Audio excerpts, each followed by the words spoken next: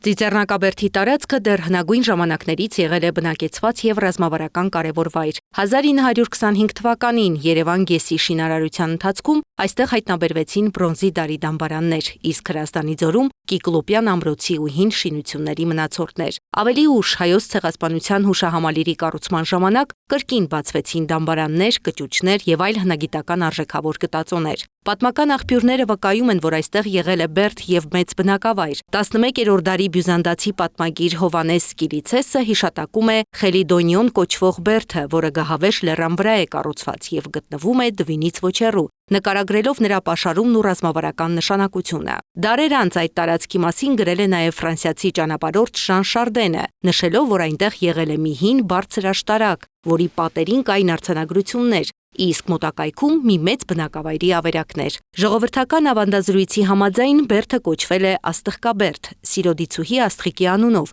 իսկ աշտարակի վրա բնակվող ծիծեռնակները մարդկանց էին հասցնում սիրո պատգամները։ 1967 թվականին ավարտվեց շինարարությունն ու պաշտոնապես բացվեց Հայոց ցեղասպանության հուշահամալիրը, դառնալով ազգային հիշողության եւ ոգեկոճման կարևորագույն խորհրդանիշներից մեկը։